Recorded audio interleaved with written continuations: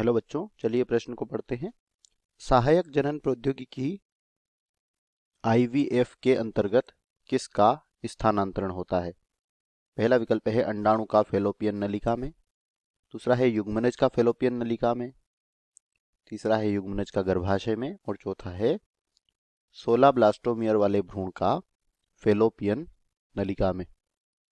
तो चलिए बात करते हैं इस प्रश्न की मुख्य अवधारणा।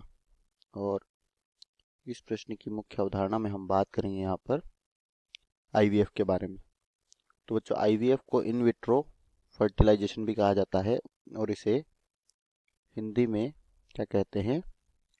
अंतःपात्रे निषेचन कहते हैं।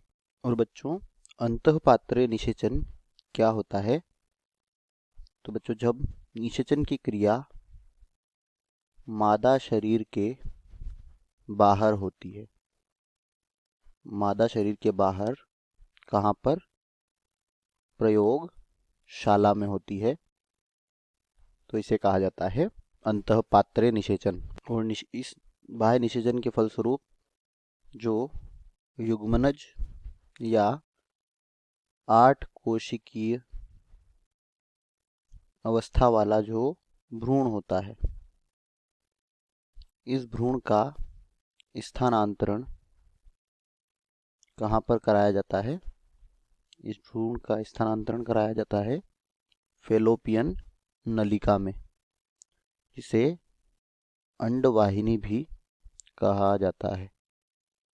तो बच्चों, चलिए बात करते हैं यहाँ पर विकल्पों की। तो पहला है अंडाणु का फैलोपियन नलिका में। तो बच्चों, जो सहायक जनन प्रौद्योगिकी IVF होती है, इसके अंतर्गत अंडाणु का स्थानांतरण नहीं कराया जाता है, इसलिए विकल्प ए गलत हो जाएगा।